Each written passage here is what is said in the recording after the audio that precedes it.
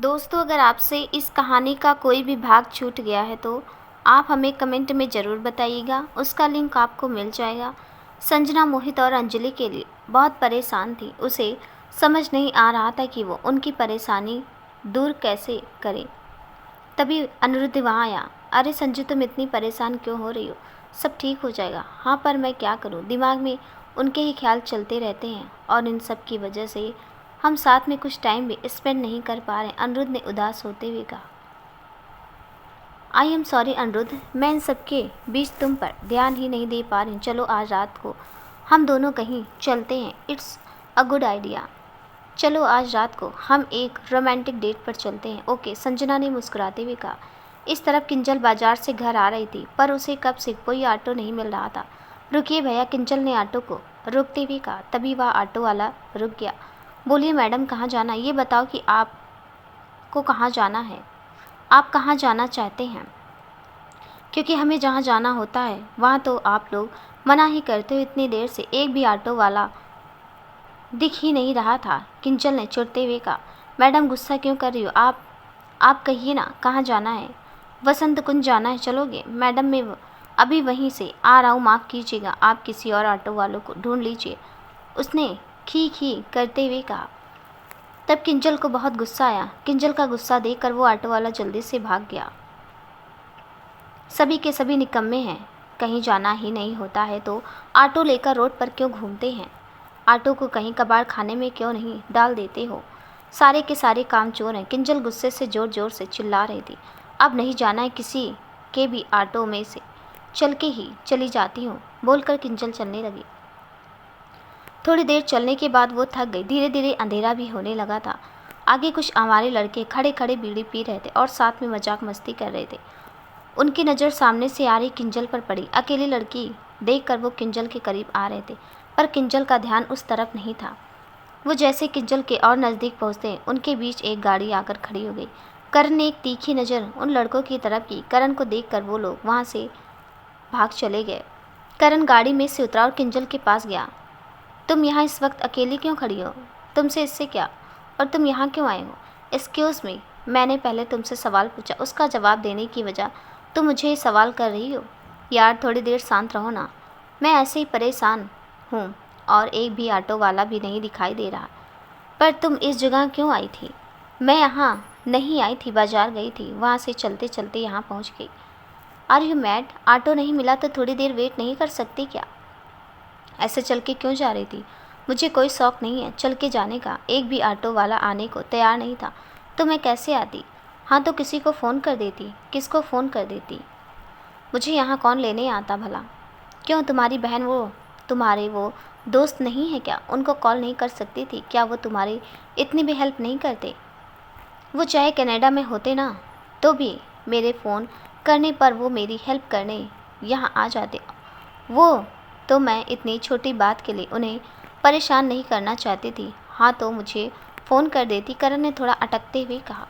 यह सुनकर किंजल उसकी तरफ देखने लगी। करण नजरें झुका कर खड़ा था। क्या तुम मेरे दोस्त हो? नहीं, करण ने तुरंत जवाब दिया। तो मैं तुम्हें कैसे कर सकती थी? Forget it. चलो गाड़ी में बैठो। किंजल करण के मुंह से हाँ सुनना चाहती थी, पर उसका जवाब सुनकर वो मायूस हो गए और गाड़ी में बैठ गई। वैसे ये जगह कौन सी है? तुम्हारे काम की नहीं है, वहाँ देखो। करण ने किंजल को आगे आई कुछ रेस्टोरेंट्स की तरफ इशारा किया। ये तो शराब की रेस्टोरेंट्स हैं।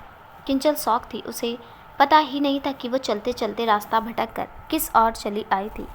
अब आगे से कभी इस जगह पर मत आना, तुम्हारे लिए सेफ नहीं है। शुक्रिया मेरी हेल्प करने के लिए। It's okay. वैसे तुम यहाँ क्या कर रहे थे? करण ने किंजल की बात का जवाब नहीं दिया।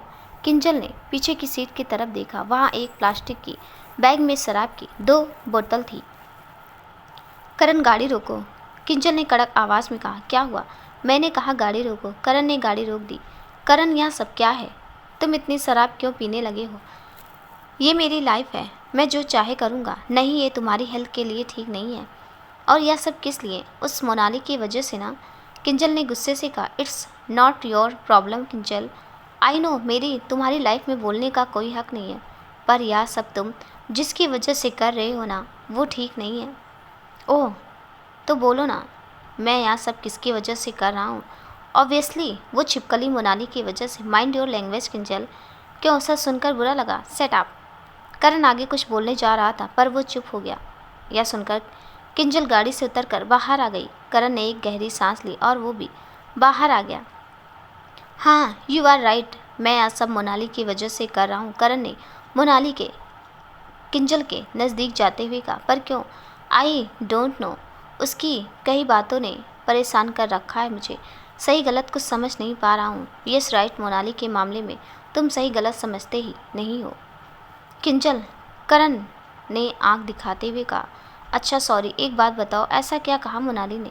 करण ने सारी बात किंजल को बताई। हाँ, फिर से नई कहानी बनाकर गेम खेल रही है झूठी कहेंगी। किंजल ने धीरे से बोली। क्या कहा तुमने? नहीं करण से मैं अभी मोनाली के बारे में कुछ नहीं कह सकती, नहीं तो मेरे पर भड़क जाएगा और आगे कुछ बताएगा भी नहीं। किंजल मन में सोच रही थी। नहीं, कुछ भी तो नहीं कहा। मोनाली को मैंने माफ़ तो कर दिया है, पर क्या माफ़ कर दिया इतनी जल्दी? करण की बात सुनकर किंजल ने मन में ही गुस्सा दिखाते हुए कहा। पर अब वो मुझे फिर से रिलेशनशिप में आने के लिए कह रही है, बट मैं नहीं जानता हूँ कि मैं क्या चाहता हूँ। मैं मोनाली से प्यार तो करता हूँ, पर पहले मैं जैसा फील करता था उसके लिए अब मैं ऐसा फील नहीं कर पा रहा हूँ। हे भगवान, इतना सब होने के बाद भी करण मोनाली से प्यार करता है। ऐसा क्या जादू किया है इस चुड़ैल ने कि करण उसकी माला जपना बंद ही नहीं करता? किंजल मन में बड़बड़ाए जा रही थी। तुम सुन रही हो मैं क्या बोल रहा हूँ? हाँ हाँ सुन रही हूँ। अब तुम ही बताओ मैं क्या करूँ? करण की बात सुनकर अचानक किंजल को हंसी आ गई और वो ज़ोर ज़ोर से हंसने लगी। Why are you laughing? तुम्हें ये कोई जोक्स लग रहा है? करण ने गुस्से में कहा। नहीं नहीं, आई एम सॉरी, पर मैं कंट्रोल ही नहीं कर पाई। वो तुम ऐसे तो कितनी अकड़ के साथ घूमते रहते हो, पर आज देखो ना तुम कैसे अपनी फीलिंग्स मुझसे शेयर कर रहे हो, बस इसलिए हंसी आ गई। मैंने ही गलती कर दी तुम पर भरोसा करके, बोलकर करण जाने लगा। किंजल ने उसका हाथ पकड़ लिया। ऐसा नहीं है करण, मैं सिर्फ यह कहना चाहती थी कि तुमने झूठी अकड़ की परख अपने पर चढ़ा रखी है। तुम असल में ऐसे नहीं हो। अभी तुम जैसे खुलकर मुझे अपनी परेशानी बता रहे थे, तुम में मुझे वो पहले वाले करण की झलक दिखाई दे रही थी।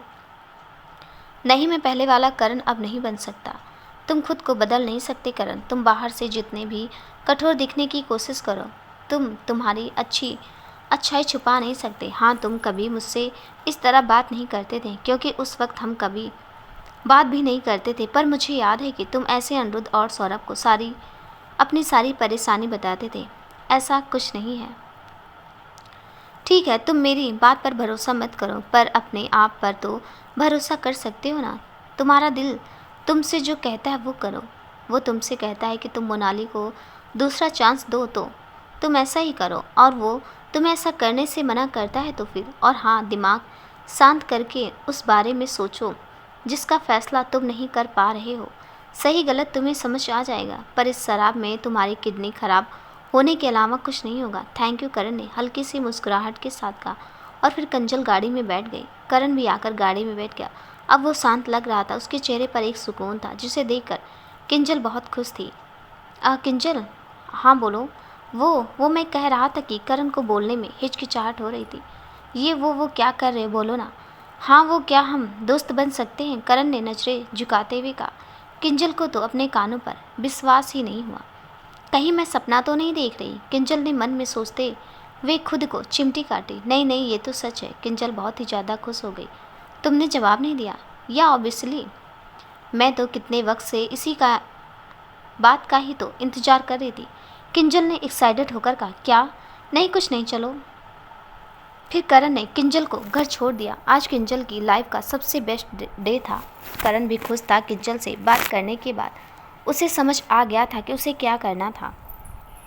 अनिरुद्ध और संजना एक रेस्टोरेंट में रोमांटिक डेट के लिए आए थे। संजना रेड रंग के गाउन में बहुत ही प्रीटी लग रही थी, साथ में अनिरुद्ध भी रेड सूट में बहुत ही हैंडसम लग रहा था। अनिरुद्ध ने अपना हाथ आगे बढ़ाया। संजना ने उसका हाथ थामा और दोनों फूलों से बने फर्श पर आगे बढ़ने लगे। वहाँ पर बहुत सारे कपल ऐसे रोमांटिक डेट पर आए हुए थे। गार्डन में सजी एक बहुत ही सुंदर टेबल के पास संजना और अनिरुद्ध आए। अनिरुद्ध ने संजना के लिए चेयर खींची और संजना को बिठाया। Beautiful flowers for my beautiful wife, Aniruddh ने लाल रोज का एक गुलदस्ता संजना को देते हुए कहा। Thank you. सो कैसी लगी तुम्हें यह जगह? So nice, I love this place. हाँ, और यह म्यूज़िक सुन रही हो, कितना पीसफुल है। हाँ, और यहाँ और भी कितने सारे कपल्स हैं, वो सब भी कितने अच्छे लग रहे हैं। यह जगह ऐसी ही है, कोई भी यहाँ आकर रोमांटिक हो जाए। या इट्स ट्रू। फिर संजना और अनिरुद्ध अपने इस डेट को बहुत अच्छे से एंजॉय कर रहे थे। तभी एक कपल उठकर वहाँ डांस करने लगा। सबकी नज़र उनकी तरफ गई। सब ताली बजाकर उनको प्रोत्साहित कर रहे थे। धीरे धीरे और भी कपल डांस करने आने लगे। चलो ना अनिरुद्ध, हम भी चलते हैं। नहीं नहीं, मुझे नहीं जाना है। नहीं, मुझे तुम्हारे साथ डांस करना है। चलो। ओके ओके, आता हूँ, पर डांस मेरे पसंदीदा सॉन्ग पर चलेगा। Done, I am ready. Aniruddh उनके स्टाफ के पास गया और उनसे कुछ बात की। Hello everyone, may I have your attention please. यह सुनकर सब कपल्स अनिरुद्ध की तरफ देखने लगे। आप सभी ब्यूटीफुल कपल्स यहाँ आ जाइए। अभी एक बहुत ही ब्यूटीफुल सॉन्ग बजेगा जिसे मैं अपनी वाइफ को डेडिकेट करना चाहता हूँ, तो आप सब भी डांस में हमारे साथ हिस्सा लेकर इस पल को एंजॉय कीजिए। Thank you. सब कपल्स ने अनिरुद्ध के लिए तालियां बजाई और वह सब भी वहाँ डांस के लिए आ गए। तभी वहाँ एक बहुत सुंदर सा सॉन्ग प्ले हुआ। सभी कपल्स एक दूजे में खोए हुए डांस कर रहे थे। कब गाना खत्म हो गया उनको पता ही नहीं चला। फिर सब ने अपने लिए ताली बजाई। संजना और अनिरुद्ध अपनी सभी परेशानी भूलकर एक दूजे में खोए हुए थे, पर उनको पता नहीं था कि एक परेशानी सामने से चलकर उनके पास आ रही है। तो यहाँ आए हैं दोनों लवर्स डेट पर। चलो अभी एंजॉय करने दो दोनों को, क्योंकि बाहर आते ही उनकी सारी खुशियाँ चूर चूर जो होने वाली है। जल्दी आओ अनिरुद्ध और Sanjana, I am waiting. Monali ने हंसते हुए कहा। अपनी डेट बहुत अच्छी तरह से एंजॉय करके संजना और अनिरुद्ध रेस्टोरेंट से बाहर आए। दोनों अपनी कार की तरफ जा ही रहे थे कि पीछे से मोनाली ने आवाज़ लगाई। हे हैंडसम। यह आवाज़ सुनते अनिरुद्ध और संजना पीछे की तरफ मुड़े। मोनाली को देखकर अनिरुद्ध को बहुत गुस्सा आया। तुम? अनिरुद्ध ने आश्चर्य के साथ कहा। या मैं क्यों नहीं पहचाना? तुम्हें मैं कैसे भूल सकता हूँ? सही कहा, और भूलना भी मत। वैसे संजना है, right? No bad, good choice Aniruddh. Hi Sanjana, मैं मोनाली। अनिरुद्ध ने शायद तुम्हें मेरे बारे में बताया होगा। मोनाली संजना के नज़दीक आती हुई बोली। Stay away from my wife. Aniruddh ने गुस्से में कहा। ओह, इतना प्यार। Are you lucky Sanjana. तुम्हें इस बारे में कुछ कहने की ज़रूरत नहीं है। जितना हमसे दूर रहोगे उतना तुम्हारे लिए अच्छा होगा। यार, तुम्हें मुझसे प्रॉब्लम क्या है? हर बार मेरे साथ ऐसे उखड़े उखड़े क्यों रहते हो? इसका जवाब मुझे तुम्हें बताने की ज़रूरत है क्या? बाय द वे, देखो, अब बहुत सुन ली मैंने तुम्हारी बकवास। कुछ काम की बात करने आई हूँ, वो करें। काम की बात तो मुझे भी कई दिनों से तुमसे करनी है। सो टेल मी, यहाँ दिल्ली क्यों आई हो? सच बताओ। बुरा तो नहीं मानोगे ना? बताओ, तुम्हें अपना बनाने के लिए। Monali, don't you dare. Anirudh गुस्से में चिल्लाया। कूल अनिरुद्ध, मजाक कर रही थी यार। एक बात ध्यान से सुन लो, इस बार तुम मुझे मेरे प्यार या मेरे दोस्तों से अलग करने आई हो ना, तो वापस चली जाना, वरना ऐसा हाल करूँगा ना कि बाहर किसी को अपना मुंह दिखा नहीं पाओगी। सेट अप, बहुत बोल लिया तुमने। मुझे अब तुमसे ज़रा सा भी इंटरेस्ट नहीं है। मैं तो सिर्फ तुम्हारा बिजनेस छीनना चाहती हूँ। मोनाली ने शैतानी मुस्कुराहट के साथ कहा। ओ, तो अब यह बिल्ली शेर की गुफा में घुसना चाहती है। कुछ ऐसा ही समझ लो। पर मैं ऐसा क्यों करना चाहती हूँ ये नहीं जानना चाहोगे? क्यों करना चाहती हूँ? मैंने सुना तुम्हारी कंपनी आई बैलेंस मेडिसिन को आधे दाम में लोगों को प्रोवाइड कर रही है। हाँ, सही सुना तुमने। और उसके लिए कई फार्माक्यूटिकल कंपनीज और गवर्नमेंट नई नई साजिश रच रहे हैं तुम्हारे खिलाफ। इसे तुमसे क्या मतलब? चाहे कोई भी साजिश क्यों ना करे, पर मैं उसे किसी गलत हाथों में नहीं आने दूंगा। पर वो मेडिसिन मेरे हाथों लग गई तो मैं ऐसा कभी नहीं होने दूंगा, समझी? तो इसके लिए पहले तुम अपनी कंपनी को बचाओ, क्योंकि अब मैं उसे छीनने वाली हूँ। अपने शेयर्स संभाल कर रखना, और तुम्हें एक वीक का टाइम देती हूँ। बचा सको तो बचा लो अपनी कंपनी को, क्योंकि इस एक वीक में तुम्हारी कंपनी की नई CEO में बनने वाली हूँ। रोक सको तो रोक लो, यह मेरा ओपन चैलेंज है तुम्हें। बोलकर मोनाली जाने लगी, तभी वो संजना के पास रुकी। और तुम बता देना तुम्हारी उस बहन किंजल को कि मेरे करण से दूर रहे। मैं जानती हूँ कि वो करण से प्यार करती है, पर करण सिर्फ मेरा है, सिर्फ मेरा। ये धमकी किसी और के देना, समझी? तुम कुछ नहीं कर पाओगी। ना ही तुम अनिरुद्ध से उसकी कंपनी छीन पाओगी और ना ही किंजल को करण से दूर कर पाओगी, क्योंकि मैं तुम्हें ऐसा करने ही नहीं दूंगी।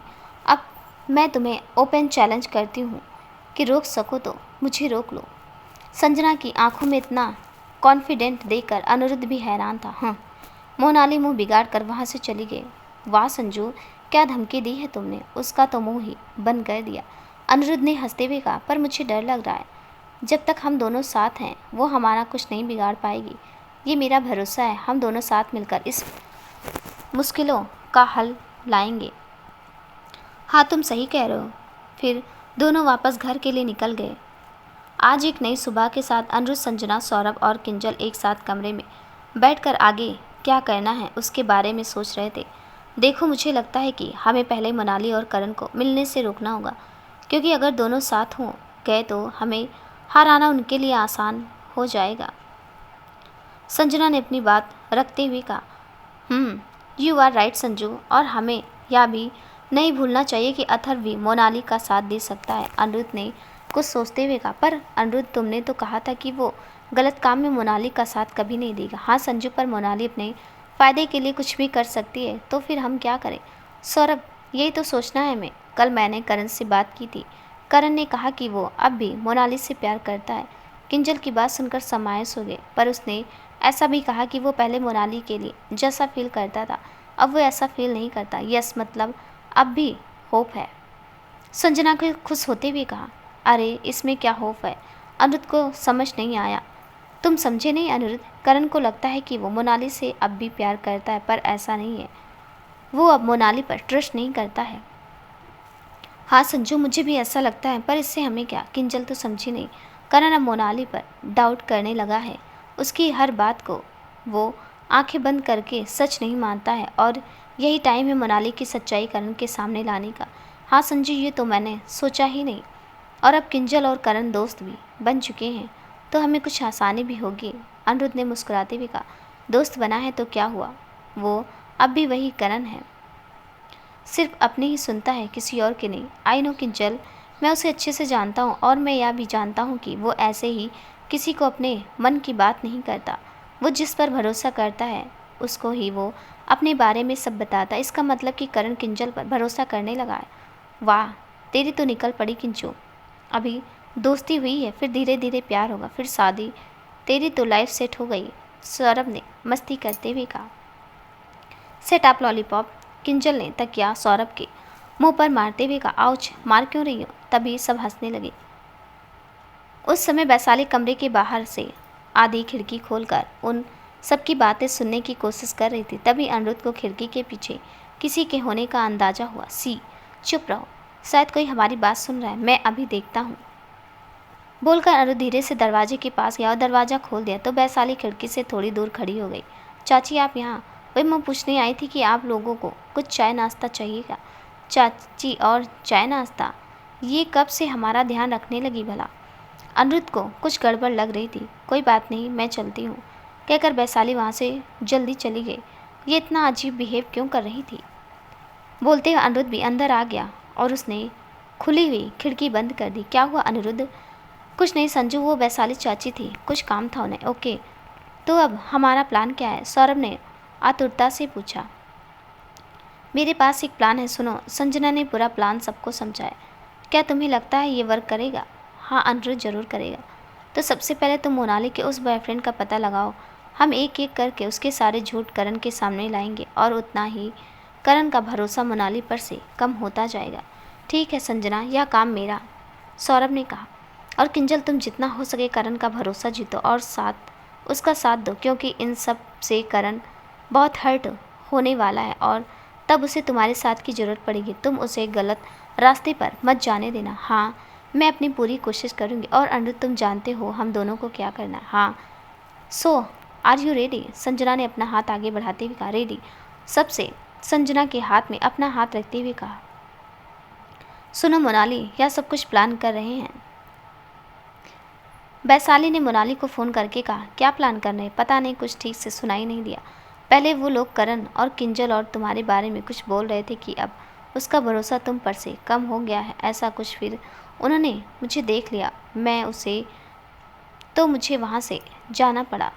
सिट, तुम जो भी करो ध्यान से करो और पता लगाओ उन्होंने क्या प्लान बनाया है। तभी अनिरुद्ध वहाँ से चल के जा रहा था तो वैशाली से टकरा गया और वैशाली के हाथ से फ़ोन नीचे गिर गया। आई एम सॉरी चाची, मैं अभी उठा देता हूँ। अनिरुद्ध फ़ोन उठा ही रहा था कि वैशाली ने फट से नीचे गिरा मोबाइल उठा लिया। तभी अनिरुद्ध को ऐसा लगा कि जैसे उसने फ़ोन की स्क्रीन पर मोनाली का नाम देखा।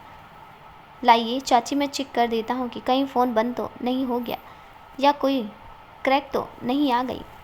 नहीं नहीं बेटा, फ़ोन एकदम ठीक है, तुम जाओ। वैशाली ने फ़ोन पीछे करते हुए कहा। बेटा, ये चाची को क्या हो गया है?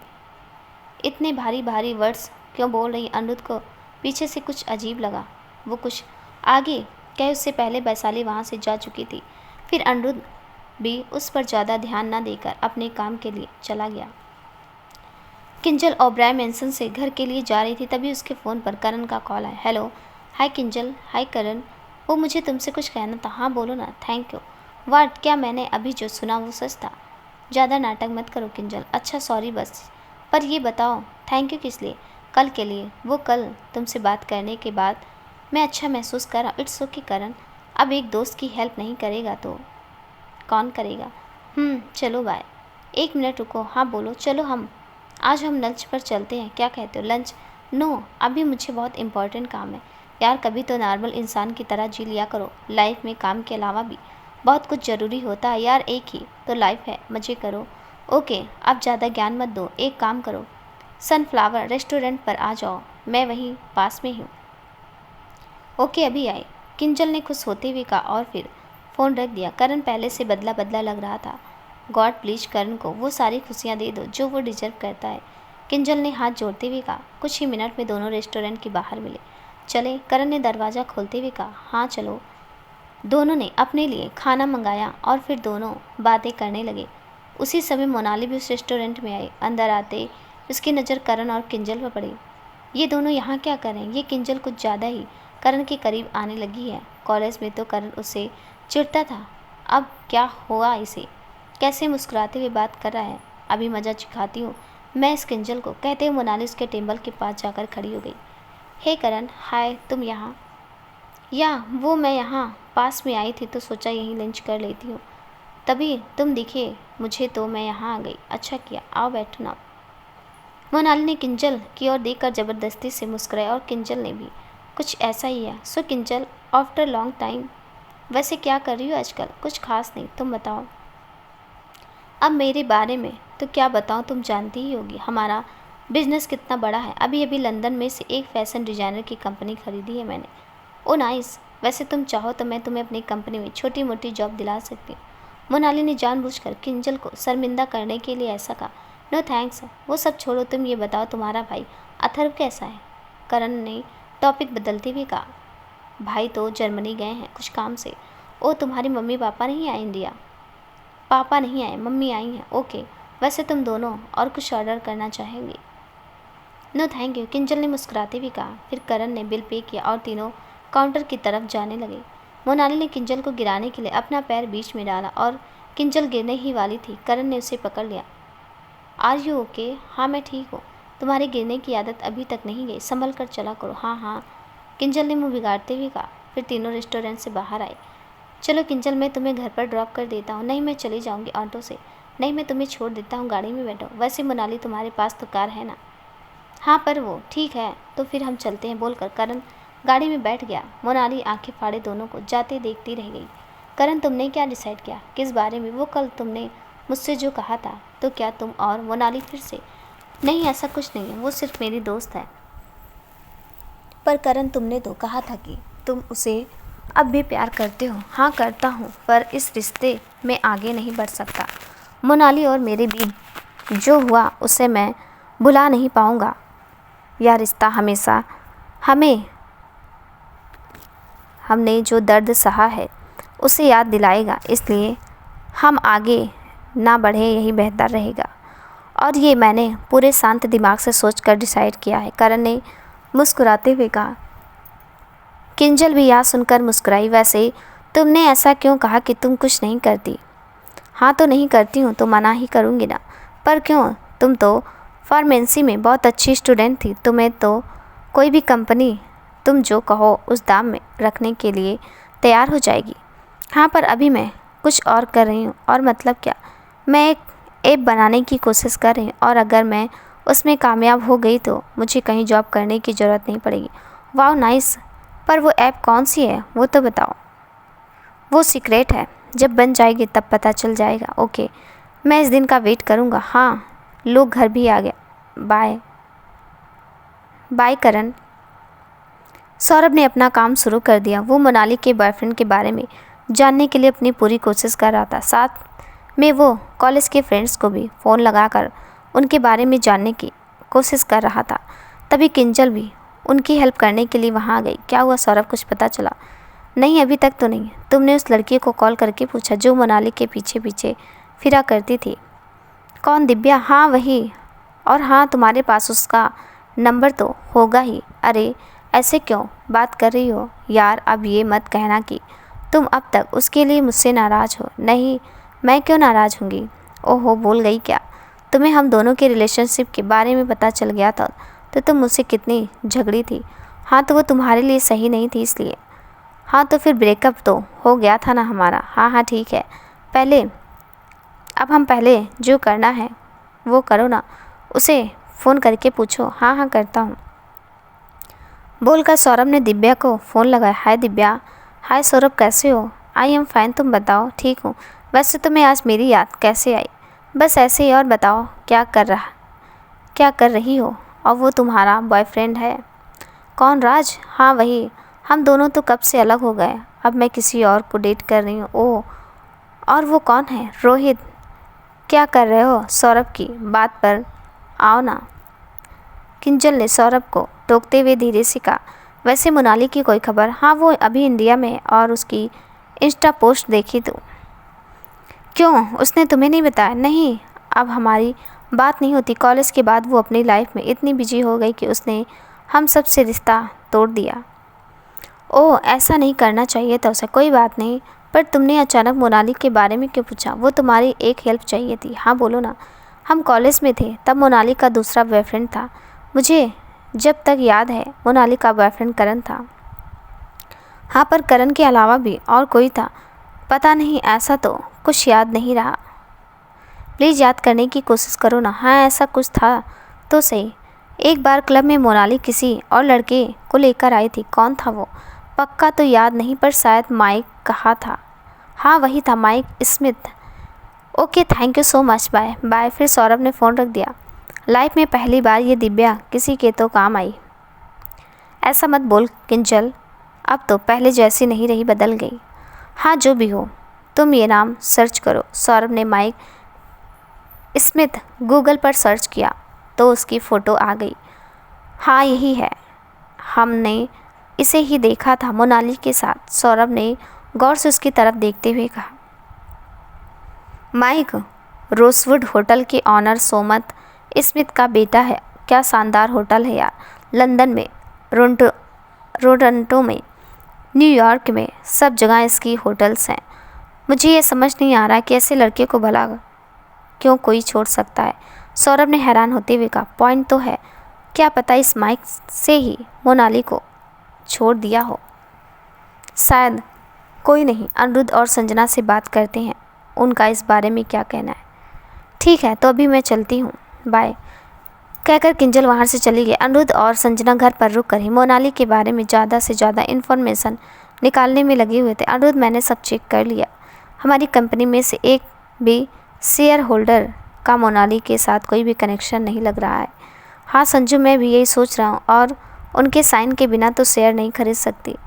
तो वो ये सब कैसे करने वाली है? मुझे लगता है उसने हमारे किसी अपने ही मेंबर के साथ हाथ मिलाया है। नहीं संजू, मुझे नहीं लगता हमारा कोई अपना ऐसा कर सकता है। अनिरुद्ध, पैसे के लिए लोग कुछ भी कर सकते हैं। हाँ पर अच्छा ठीक है, मैं इस बारे में जानने की कोशिश करूँगा। अपने लोगों को लगा देता हूँ, वो सब पर नज़र रखेंगे। हाँ, या ठीक रहेगा। 1 मिनट रुको। अनिरुद्ध की नज़र किसी चीज़ पर गई। सी, कुछ मत बोलना। अनिरुद्ध धीरे से फ्लावर पॉट के पास रखी उस चीज़ के पास गया। उसने उस चीज़ को निकाला और देखा। ओह गॉड, क्या हुआ? संजना को समझ नहीं आया कि वो क्या चीज़ थी। अनिरुद्ध ने उसे ज़मीन पर जोर से पटका और तोड़ दिया। अनिरुद्ध, वो क्या था? वो एक माइक्रोफोन था। कोई हमारी बातें सुन रहा था। पर यहाँ हमारे कमरे में ये माइक्रोफोन कौन लगा सकता है? पता नहीं, शायद तुम सही थी।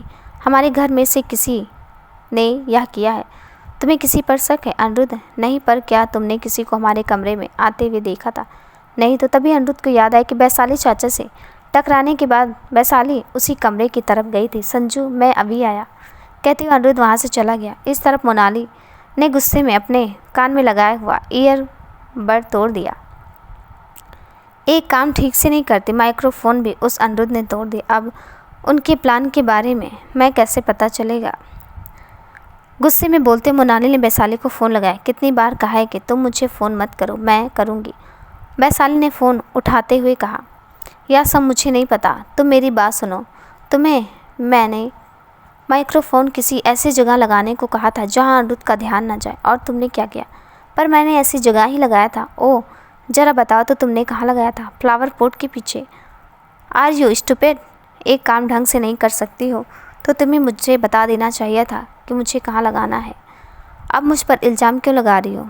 मैं तुम्हें कहने ही वाली थी कि तुमने फ़ोन कट कर दिया। हाँ, वो इसलिए क्योंकि तब मैं अनिरुद्ध से टकरा गई थी और मेरा फ़ोन नीचे गिर गया था, और अनिरुद्ध तुम्हारा फ़ोन में नाम देख लेता तो हमारा सारा भांडा फूट जाता। ओके फाइन, अब मेरी बात ध्यान से सुनो। मुझे कल तक तुम्हारे हस्बैंड के साइन किए हुए पेपर चाहिए, और कल मुझे नहीं मिले तो तुम अपना फैशन डिज़ाइनर का सपना भूल जाना। आगे वैशाली कुछ बोले इससे पहले मोनाली ने गुस्से में फ़ोन काट दिया। अनिरुद्ध ने अपनी कंपनी के पार्किंग एरिया में गाड़ी पार्क की और तेज कदमों से अपनी ऑफिस की तरफ जाने लगा। सौरभ ने उसे देखा तो उसे आवाज़ लगाई, पर अनिरुद्ध रुका नहीं तो सौरभ उसके पीछे गया। अबे क्या हुआ, इतने गुस्से में क्यों लग रहा है? सौरभ की बात सुनकर अनिरुद्ध ने माइक्रोफोन वाली बात सौरभ को बताई। तो तुम्हें लगता है कि माइक्रोफोन वैशाली चाची ने लगाया है? नहीं, पर मैं अपना शक दूर करना चाहता हूँ। पर तू क्या कर रहा है? थोड़ी देर चुप रहो, मुझे अपना काम करने दो, फिर बताता हूँ। अनिरुद्ध ने अपने लंदन में अपने किसी फ्रेंड को फ़ोन लगाया। हे यार, एक काम था। हाँ अनिरुद्ध, एनीथिंग सीरियस? हाँ बताओ, मैं तुम्हारी क्या हेल्प कर सकता हूँ? लंदन की किसी फैशन डिज़ाइनर की एक कंपनी है, तुम्हें वहाँ जाकर कुछ पूछताछ करनी है। ओके, पर किसके बारे में? वैशाली मल्होत्रा। मैं नाम और एड्रेस भेजता हूँ, तुम उनके बारे में सारी इन्फॉर्मेशन निकाल कर मुझे तुरंत फ़ोन करना। Okay bye. अनिरुद्ध ने फ़ोन रख दिया। अबे ये जय तो वो पुलिस में है, वही ना?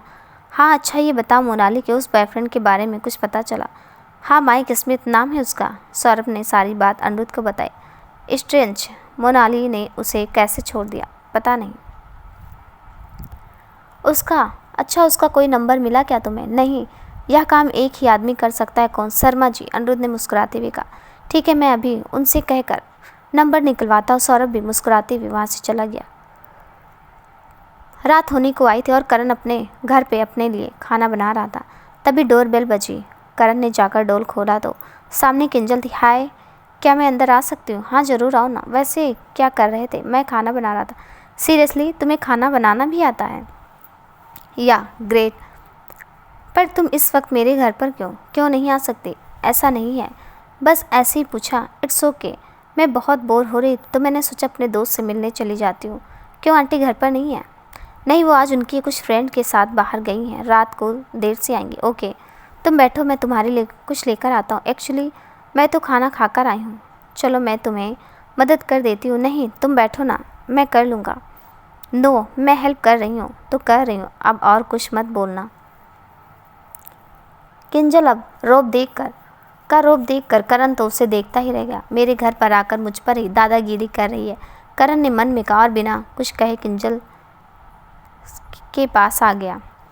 तो क्या बना रहे हो तुम? किचन में आ गया।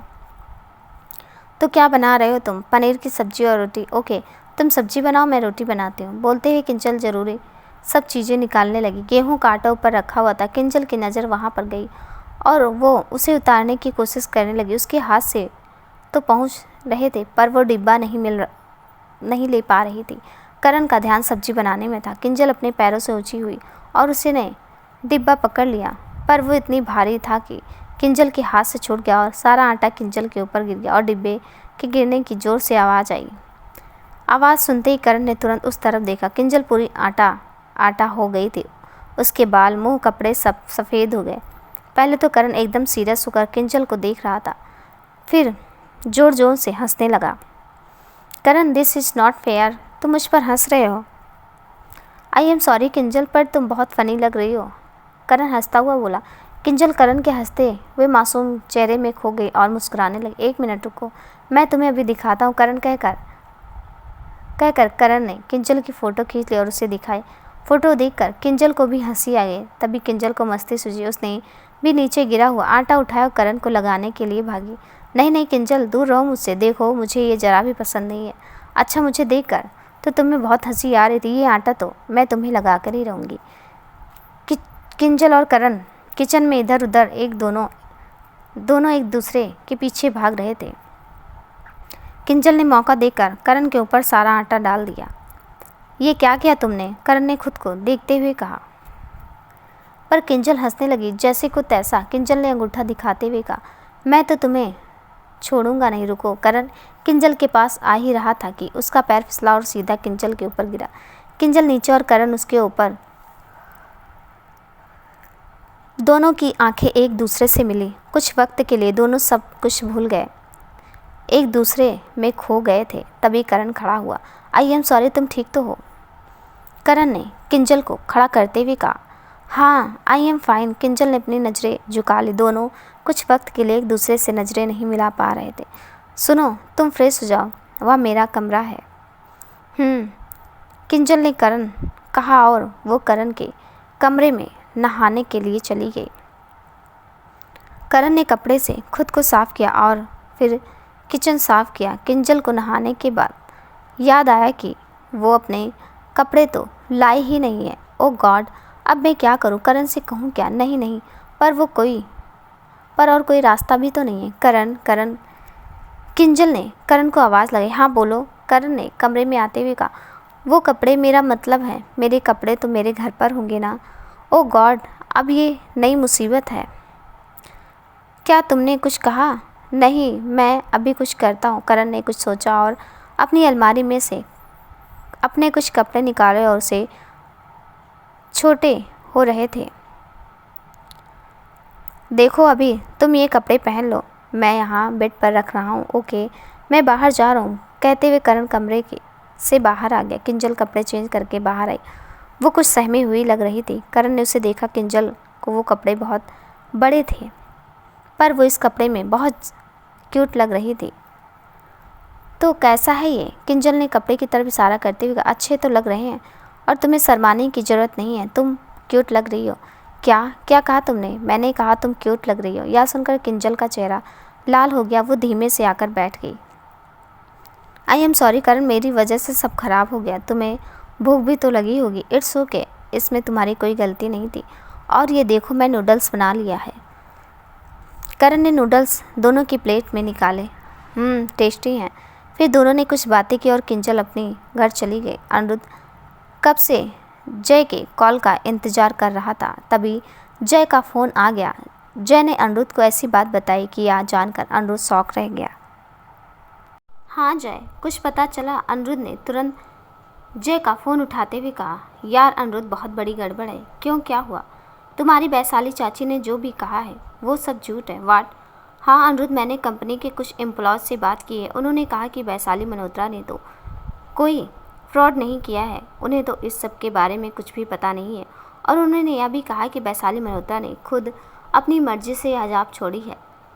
पर यह भी तो हो सकता है ना कि मोनाली ने बाहर इस बारे में किसी को पता नहीं लगने दिया हो। चाची झूठ क्यों बोलेंगे? मतलब उन्हें अपना घर सब बेचना पड़ा, वो तो झूठ नहीं हो सकता है ना। आई एम सॉरी अनिरुद्ध, पर यह सब झूठ है। वैशाली मल्होत्रा ने जिन्हें अपना घर बेचा था, मैंने उनसे बात की है। उन्होंने कोई मजबूरी में नहीं, बल्कि उन्हें इंडिया जाना है ऐसा कहकर अपनी मर्जी से घर बेचा है।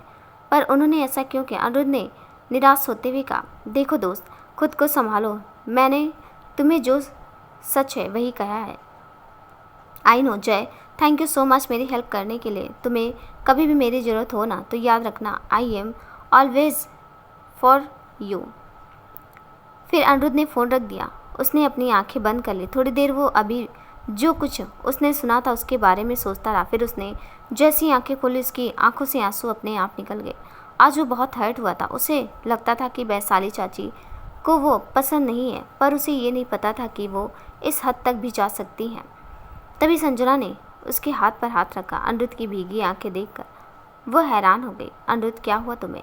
तुम्हारी आंख से ये आंसू? संजू, तुम सही थी, लोग पैसों के लिए कुछ भी कर सकते हैं। अनिरुद्ध ने अपने आंसू पोंछते हुए कहा, पर क्या हुआ है ये तो बताओ। वो माइक्रोफोन और किसी ने बल्कि वैशाली चाची ने ही लगाया था और वो मोनाली से मिली हुई हैं। इतना ही नहीं, उन्होंने हमसे जो कुछ भी कहा वो सब झूठ था। वो अपनी मर्जी से जॉब छोड़कर वो घर बेच कर आई हैं। ओ गॉड, तो क्या चाचू भी उनके साथ? नहीं संजू, मेरे चाचू कभी ऐसा नहीं कर सकते। आई एम श्योर कि चाची ने इन सब के बारे में चाचू को नहीं बताया है। तो फिर अब हम क्या करेंगे? पहले तो हमें वैशाली चाची को चाचू की साइन लेने से रोकना होगा, क्योंकि उनको, मुझे लगता है मोनाली ने इसी काम के लिए चाची को अपने साथ मिला लिया है, क्योंकि वो चाचू से आसानी से उनकी साइन ले सकती हैं। हाँ, तुम सही कह रहे हो। कल सुबह सबसे पहले हम यही काम करेंगे। ठीक है, और कल हमें इस माइक स्मिथ से भी बात करनी है। उसका नंबर मिल गया तुम्हें? हाँ मिल गया। तो ठीक है, अभी हम सो जाते हैं, हम इस बारे में कल बात करते हैं। अगले दिन सुबह वैशाली तैयार थी पेपर्स के साथ। मोनाली ने उसे पेपर भिजवा दिए थे। आज मुझे किसी भी हालत में मनीष से ये पेपर साइन करवाने हैं, पर ये करूँगी कैसे?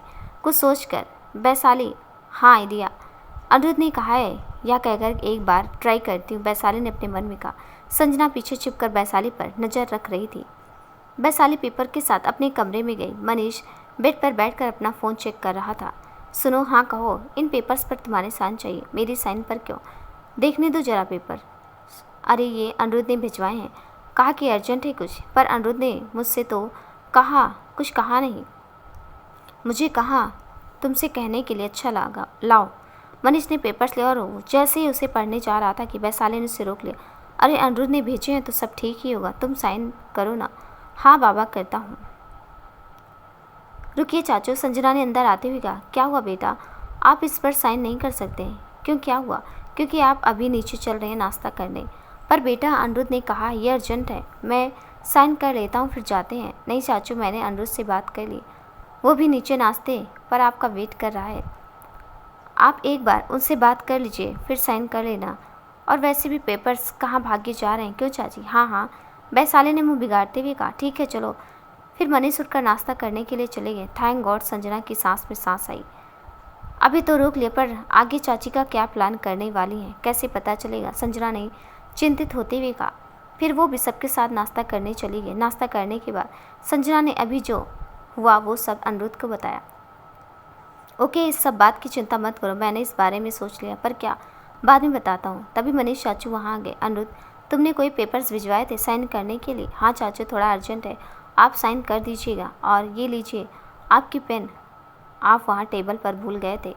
Oh thank you. संजना आश्चर्य से यह सब देखती रही।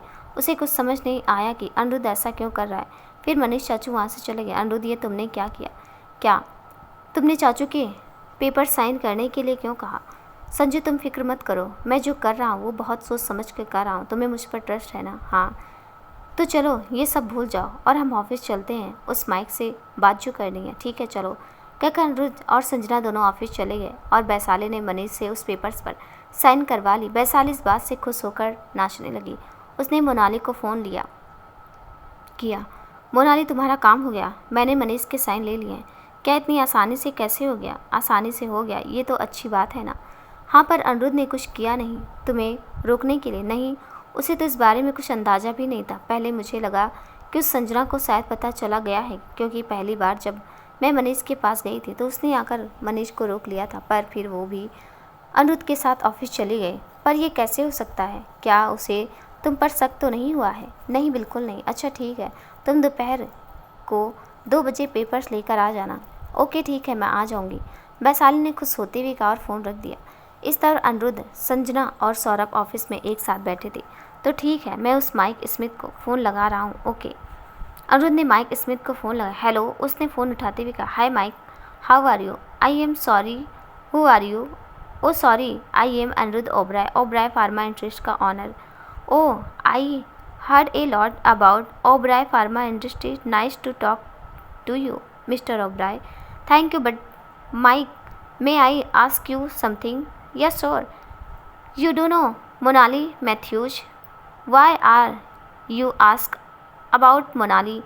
I am her classmate in college. I heard a news about your marriage with Monali, so I call you to confirm that. No, Mike ने हंसते हुए कहा। Yo is that at rumour? Yes, over engagement is still pending. Oh, so when is no engagement, your engagement? This is still time. Monali has go to India for few month. Okay, thank you so much and please don't tell Monali that I call. But why? Mike ने कहा, पर अनिरुद्ध ने call cut कर दिया। क्या हुआ? अनिरुद्ध ने संजना को ऐसे फ़ोन काटते हुए देखकर कहा। यार, वो कितने क्वेश्चन कर रहा था, मुझे समझ नहीं आ रहा था कि उसे क्या कहूँ, इसलिए फ़ोन कट कर दिया। वैसे भी हमें जो जानना था वो हमें पता चल गया, तो अब हमें बता भी। सौरभ ने कहा। मोनाली और माइक का ब्रेकअप हुआ ही नहीं, उसकी तो माइक के साथ इंगेजमेंट होने वाली है। वाट? तो फिर वो करण के पीछे क्यों पड़ी है? वो सिर्फ यहाँ हमें बर्बाद करने आई और उसके लिए वो करण का इस्तेमाल करना चाहती है। उसे कोई प्यार नहीं है करण से, अनिरुद्ध ने गुस्से में कहा। इसका मतलब है वो करण को प्यार की जाल में फंसाकर उसका इस्तेमाल करके उसे छोड़कर चली जाने वाली थी। संजना को भी अब उस पर, मोनाली पर गुस्सा आ रहा था। राइट संजू, पर मोनाली का कोई प्लान हम सक्सेस नहीं होने देंगे। सुनो सौरभ, अखिल अंकल और तुम किसी भी पेपर पर बिना मुझे दिखाए साइन मत करना। ओके? ओके अनिरुद्ध। फिर सौरभ अखिल अंकल के पास चला गया। आज मैंने जो किया है उससे मोनाली को बहुत गुस्सा आने वाला है और वो ज़रूर इस बात का बदला लेगी। मुझे अब पूरी तरह से इन सब के लिए तैयार रहना होगा। अनिरुद्ध मन में सोच रहा था। क्या सोच रहे हो अनिरुद्ध? कुछ नहीं संजू, आज वो रिकॉर्डिंग तुम किंजल को भेज देना, अब आगे का काम उसे करना है। ठीक है अनिरुद्ध, मैं अभी भेज देती हूँ। दोपहर हो गई थी और वैशाली पेपर लेकर मोनाली के पास उसके घर पहुँची। आओ वैशाली, पेपर्स तो लाई हो ना? हाँ, पेपर्स के लिए ही तो आई हूँ, ये लो। वैशाली ने पेपर्स मोनाली के हाथ में दिए। मोनाली ने एनवेलप में से पेपर्स निकाले और खोले, पर पेपर्स देखते मोनाली की आंखें फटी की फटी रह गई। उसका चेहरा गुस्से से लाल हो गया था। वैशाली, कहाँ है साइन? मोनाली गुस्से से चिल्लाई। अरे साइन है तो सही, मैंने सामने बैठकर मनीष से साइन करवाई है, तो फिर मुझे दिखाई क्यों नहीं दे रही? लाओ मुझे देखने दो। वैशाली ने पेपर मोनाली के हाथ से छीन लिया और उसे देखने लगी, और पेपर पर साइन न देकर वैशाली शॉक रह गई।